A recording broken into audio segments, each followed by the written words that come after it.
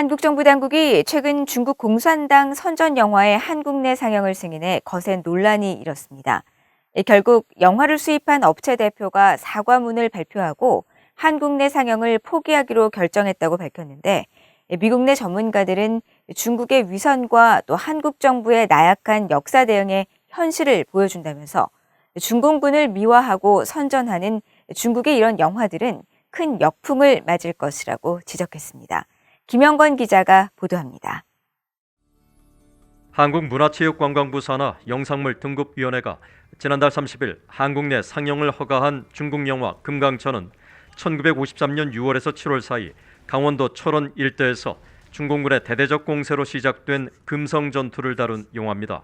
중국과 북한의 시각에서 미군과 한국군을 적으로, 중공군은 영웅으로 미화하며 전쟁 역사를 왜곡해 한국 정부 당국의 상영 허가에 대한 거센 비판이 잇따랐습니다.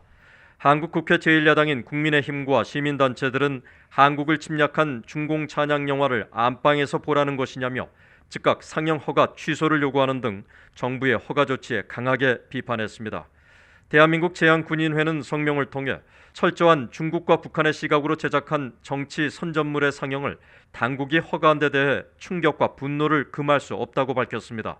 또 이 영화는 한반도 공산화를 위해 북한과 함께 남침한 중국이 항미 원조 70주년을 기념한 것으로 한국의 청소년들에게 침략 전쟁에 가담한 중공군을 영웅으로 묘사한 정치 선전물을 보여주는 건 반국가적 행위라고 비난했습니다. 한국 내 각계각층의 반발이 거세지자 당초 영화를 수입했던 수입사 위즈덤 필름 이정현 대표는 8일 사과문을 발표하고 북한군의 남침으로 수백만 명의 목숨을 잃은 민족의 비극적인 한국 전쟁을 배경으로 한 적군의 영웅담을 충분한 고민 없이 수입한 데 대해 무거운 책임을 느끼고 깊이 반성한다고 밝혔습니다. 그러면서 해당 영화의 해외 저작권자와 판권 계약을 파기했고, 영상물 등급위원회에서도 국외 비디오 등급 심의가 취하되었다며 앞으로 이런 영화를 수입하는 일은 없도록 할 것이라고 말했습니다. 영상물 등급위원회는 이날 수입사 신청으로 해당 영화에 대한 등급 분류를 취하했다고 밝혔습니다.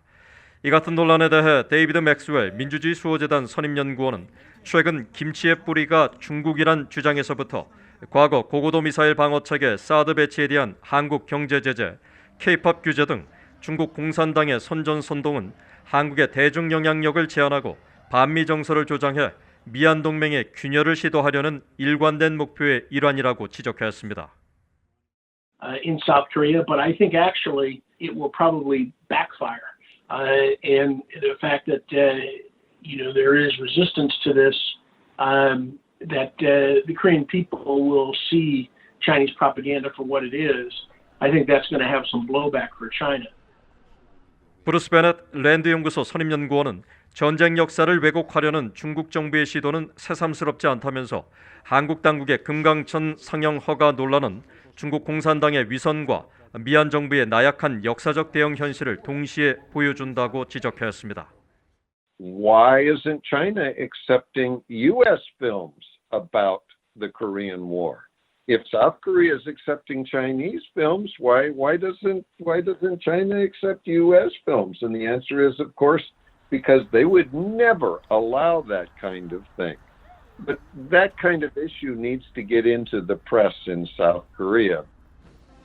베넷 선임연구원은 중국과 북한 당국은 이런 심리전과 선전전을 교묘하게 활용해 미국과 한국을 공략하고 있다면서 한국과 미국이 자체적으로 전쟁 역사에 대해 올바로 알리는 영화를 제작하는 등 적극적인 대응을 할 필요가 있다고 말했습니다. BA 뉴스 김영건입니다.